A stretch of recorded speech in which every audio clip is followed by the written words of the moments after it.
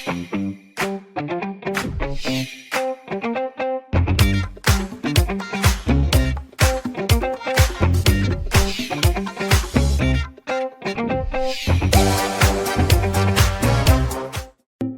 guys!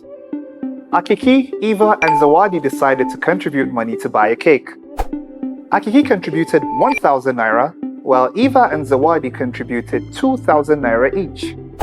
They went to a bakery in their neighborhood and bought a cake worth 5,000 naira. The cake belongs to all of them. They shared the cake bought in proportion to the amount they contributed. Just as Akiki, Eva and Zawadi contributed money to buy a cake and eventually shared it, companies also do the same. Companies usually raise capital by issuing shares of the company to members of the public. A share is a unit of capital or ownership of a limited liability company. When members of the public buy or subscribe to shares of a company, it means that they pay an amount so that they can become part owners of the company. The people who buy a company's shares are referred to as shareholders, and they are entitled to the profits made by the company. Profits are paid to shareholders in the form of dividends. The dividend is the portion of net profit that is distributed to the shareholders. Shares are broadly classified into two: preference shares and ordinary shares. Preference shares are shares that give their holders a fixed rate of dividends.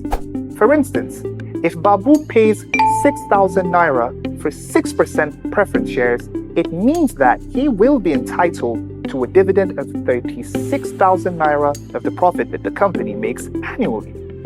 Ordinary shares, however, do not have a fixed rate of dividend. Their holders are paid what is remaining after the preference shareholders have been settled. So as the name implies, preference shareholders are given preferential treatment when a company shares its profits, while ordinary are given a portion of what is left afterwards. Now let's round up our lesson with a quick summary. The capital of a limited liability company is divided into units called shares. The people who buy the shares of a company are known as shareholders. A portion of the net profit made by a company is usually distributed to shareholders as dividends. Preference shares gives their holders a fixed rate of dividends. Ordinary shareholders are paid dividends after the preference shareholders have been paid. That'd be all for this lesson. See you in the next one.